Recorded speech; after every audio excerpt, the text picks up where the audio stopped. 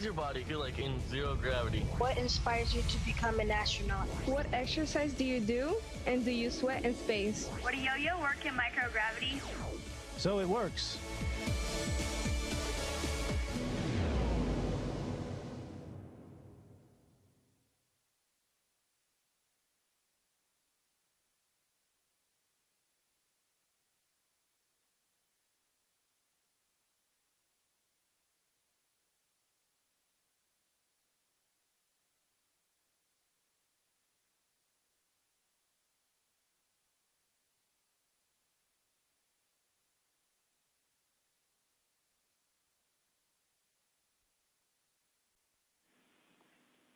Station Houston, are you ready for the event?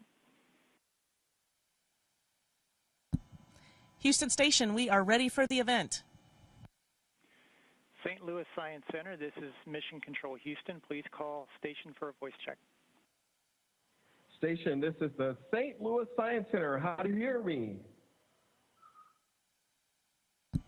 St. Louis Science Center, this is the International Space Station. Welcome. I have you loud and clear. Excellent.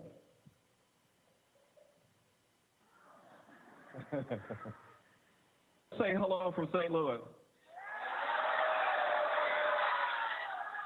We are down here in Boeing Hall. All right.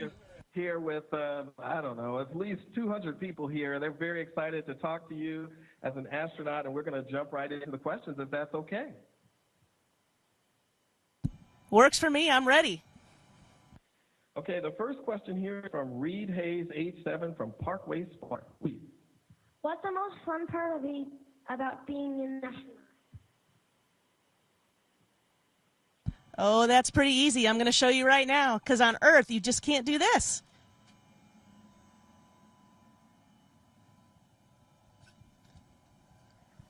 And I'm still not very graceful, but boy, is it a lot of fun. And the other really cool part is, if I'm going from here to there, you can play games and say, well, I could flip this way and turn this way and go on the wall and then crawl on the ceiling and get there. And you just can't do that on Earth. But up here, you can move around on any surface you want to, any wall, any floor, any ceiling. Really, there is no floor, there is no ceiling. That's awesome. Thank you, Reed. All right, next up is Cyrus Riddle, age 17, who is a Yes Youth Exploring Science ambassador. Cyrus. Who or what inspired you to want to become an astronaut? So that's a great question. I think there were many people, but I have to start, of course, with my family. They knew that from a very early age this is what I wanted to do, and I would watch shuttle launch after shuttle launch over and over again, and not once did they ever discourage me or tell me that it was too hard. For them, if that's what I wanted to do, it was a given. And then after that, I really have to thank a lot of the teachers that I had all the way through high school and into college, and a lot of coaches too, because I played a lot of sports in high school, track and field, basketball, fast pitch softball, and those coaches always supported me. And they also knew that this was my lifelong dream, this is what I wanted to do. And I think anybody that encourages you and doesn't try to tell you that you can't do something, or that just all they want to do is tell you how hard it's going to be, don't pay attention to those people. They're not worth listening to. Listen to the folks that are going to support you. That's awesome. All right, next up is Theodore Miller Flores, grade 4 from Parkway Spark. Theodore, you want to ask your question? What does your average day look like on the space station? Our average days are all different up here. We work pretty long days. I get up at 6:30, and we start working at about 7:30, and then we finish at about 7:30 in the evening. And we work on several different things. For example, this week I've been doing a lot of science experiments. One of the experiments I've been looking at is for cancer therapy, and probably all of us have a family member or a friend who has suffered with cancer, and we're looking at different ways to treat that cancer on board the International Space Station.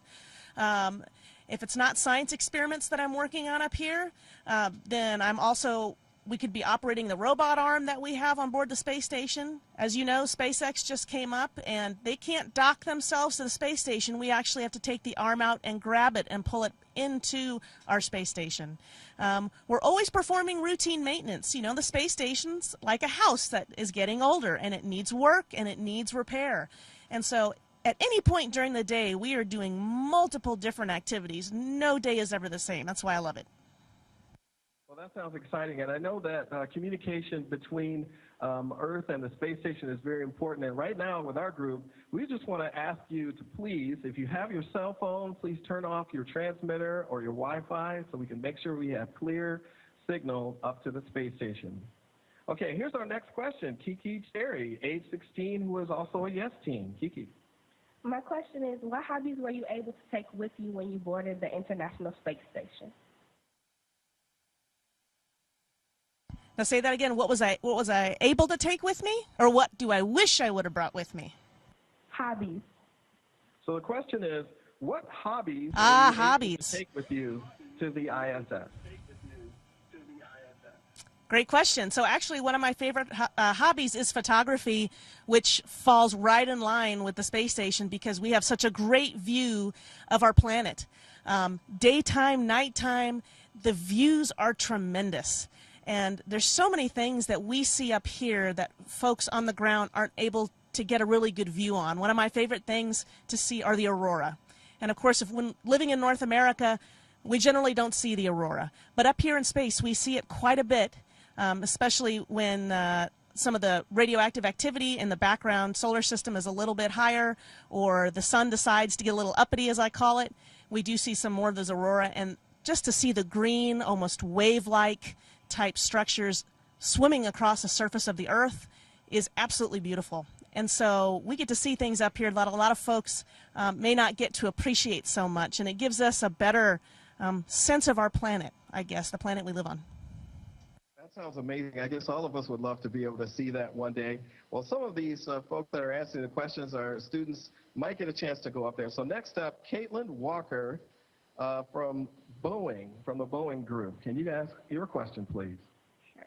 What do you wish you could have brought with you from Earth? Honestly, I wish I could have brought a whole bunch of ice cream, because that is one of the biggest things we miss up here. You know, we have certain types of food up here and drink, and I'll show you some stuff with drink in a little bit. This is one of our drink bags that you can see. We don't drink out of glasses, of course, but we have special drink bags with all of our favorite drinks. That the one thing this takes away is the smell of the drink. So, for example, I like to drink coffee in the morning, but part of that experience is actually smelling that coffee, and you don't get that with the drink bag. But we've got to keep everything contained up here. And so all of our food, all of our drink, everything comes packaged just like this. So ice cream, however, we don't really have a freezer up here. Sometimes we have one that we can use temporarily. So sometimes when the cargo vehicles come up, they can bring us special ice cream treats, and we kind of treasure those. It's a special treat for the crew on a Saturday evening. Our next question is going to be presented by Lonjay Hemphill, age 15, who is also a yes teen. How do you deal with homesickness when on a mission? You know, I think everybody deals with it in their own way. The great thing is I can pretty much call just about any cell phone from up here on the space station as long as we have good satellite coverage. And, of course, folks on the ground can't call me. There is no direct phone number to the ISS. But I'm able to call my family every day when there's time, and so we do talk almost every day. The other thing they do is they send me pictures from home, maybe little short movie clips of things going on from home, and that makes me feel more connected to the planet.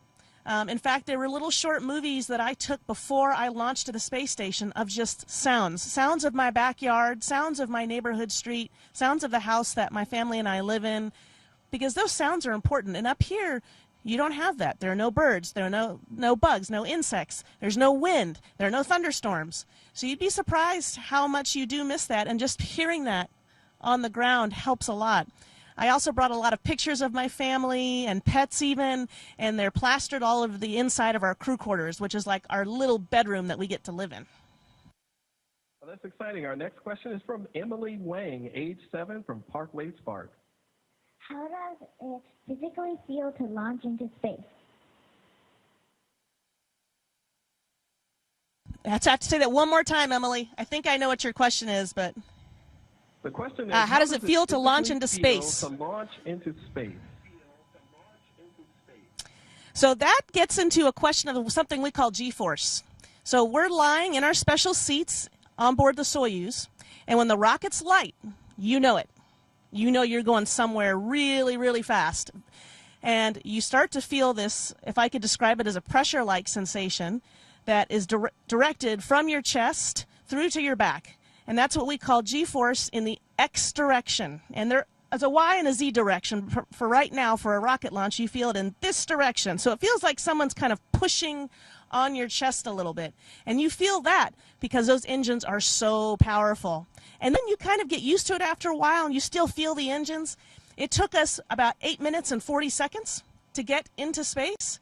That time moves faster than you think. And then when the final third stage of the engine cut off with a sudden jolt, it was very jolting. All of a sudden, everything started to float in the cabin. And it was one of the neatest feelings to know that we were in space. That is amazing. Okay, next up is Abigail Ryan, age 8, from Challenger Learning Center, St. Louis. Abigail. Can you tell me what emotions and thought you had the first time you were launched into space? You know, I think it's a little bit of everything. A lot of us have worked very hard to get to this moment. So it's a sense of excitement. I think everybody is a little bit anxious. You are putting yourself on a rocket with a lot of fuel and launching. You're excited to join your crew members that are going to be up here on the space station. You might be a little bit sad because you're leaving your family. And all those feelings are mixed together into one. Certainly, once we got through that 8 minutes and 40 seconds and we were on orbit, it's joy. It's relief. It's everything worked out very well. And we were also excited to just finally get into orbit, and we knew we were on our way to the space station. Okay, next up is Atagio Ivy, age 18, who is a Yes Teen ambassador. Atagio. What is it like living in microgravity? So I tell you, it takes your body a little bit of time to get used to it. At first, you want to hold on to everything with your hands because that's what's normal. And you quickly realize that, hey, just as easily, I can hold on to things with my feet. No big deal. I can sit here. I can eat like this. I can take notes like this. I can have conversations like this. So you learn how to be a monkey really quickly. And the other fun thing, actually, that you get to learn about is playing with your food, because you just can't do that on Earth. So I'll show you just a second.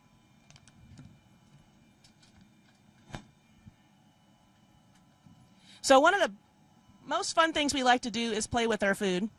And so I'm going to show you what happens. I'm going to open this drink bag here and let a little bit of the water come out. And it's not going to pour out. Nothing pours in microgravity. Due to a force called surface tension, everything kind of holds together and it just forms a bubble. So as I open this, you're going to see this bubble grow bigger and bigger and bigger. And it's not going to go anywhere. In fact, I can take this bubble and put it on my hand, and I'll show you that.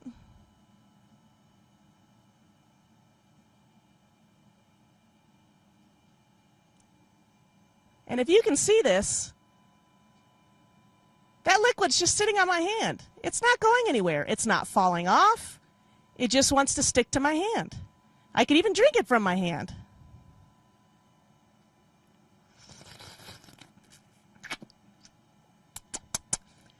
So this is what happens with all our food, all our drink. I can open a packet of soup. It's not going anywhere. It's going to stick to the sides of the package. It's going to stick to each other due to surface tension forces.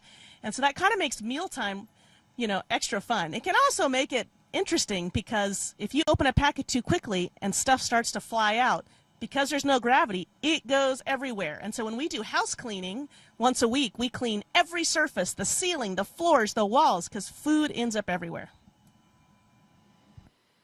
That's great. Our next question is going to come from Christian Greer. He's a lifelong learner and our Chief Officer of Science Education and Experience here at the St. Louis Science Center.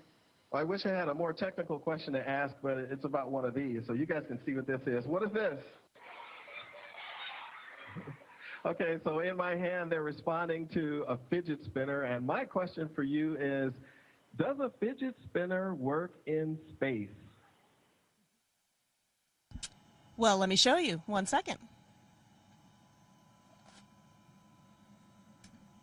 So I have one too. And this is actually brought up by my crewmate, Dr. Alexander Gerst. So I'll show you what a fidget spinner does in space. It'll keep going for a while, and I can kind of tap it in any direction. And because there's no gravity, those bearings, this thing will go for forever. So I can sit it, and it would probably spin the entire time we are talking here today. Now, eventually there are drag forces there, and it's not perfect, so that system will slow down. But these fidget spinners work really well in space, and so we have one up here, and we like to play with it as much as you guys do back on Earth. Thank you very much. Okay, here comes our next question. This is from Akia Willis, age 15, yes team. What is it like sleeping in space? Oh, sleeping's interesting. I actually sleep really well up here. Like I said, we have these things we call our crew quarters, and they're like our little bedrooms where I can put pictures of my family and pets and my sleeping bags. We have a special sleeping bag that our arms kind of hang off. They kind of hang out the side, and we zip ourselves up. It almost looks like a mummy bag. And it gets really dark in there, and it's very quiet. So I actually have no problem sleeping up here. I feel like I sleep very well. I sleep through the night. The only odd part I had to get used to at first was floating. I can't just float and sleep very well. You know how sometimes when you jerk a little bit before you fall asleep? Well, on Earth, when you do that and you're lying in the bed, it doesn't really wake you up or bother you. But in space, if that happens, it kind of thrusts you in one direction and it wakes you up. So I can find little kind of corners to lodge myself in my crew quarters, so it feels like my head is pushing against something, and that's the most comfortable way for me to sleep. But I found that over the past month, I've been floating more and more at night, and it's very, very comfortable. This is fantastic. Well, we're nearing the end of our time, so this is our light round. We're going to try to rifle through some of these questions. So next up is Grace, age 8, from Challenger Learning Center. Grace? Does everyone get to do a spacewalk? Does everyone get to do a spacewalk? Well, not everyone does. It depends on how many spacewalks we need to do on the space station. Sometimes we do ones that are planned out months in advance, and other times we do some spacewalks on a moment's notice. The important part about doing spacewalks is everybody with the crew is involved. We certainly have the 2 people going out in their special spacesuits, but also people who run that whole day, getting them in their suits and ready to go. And then sometimes those spacewalkers are on the big robot arm, and so we have people driving that robot arm as well. So when we have a spacewalk on board the station, it's one of our most important days of operations. Well, here's our last question from Ramon Miraflores, grade 5, Parkway Spark.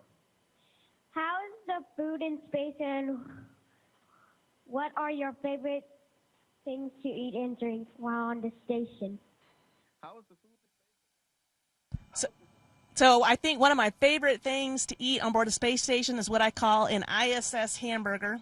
We don't have hamburger buns, but we have these things called beef patties, and everything's rehydratable, which means we add water to it, but it kind of resembles a hamburger patty, and I put that inside kind of what we use for bread, a tortilla. Tortilla is like one of the most popular things up here, and I put that hamburger in a tortilla, and I add a little bit of ketchup and mustard, and let me tell you, it's delicious. It is the closest thing we can get to a hamburger up here, and it's pretty darn good. Thank you so much for joining us here at the St. Louis Science Center in Boeing Hall. Can you guys say goodbye to Sarita? This was wonderful. Bye, guys. Great to talk with you today. Thank you so much. Take care. Station, this is Houston ACR. That concludes the event. Thank you to all participants from the St. Louis Science Center station. We are now resuming operational audio communications.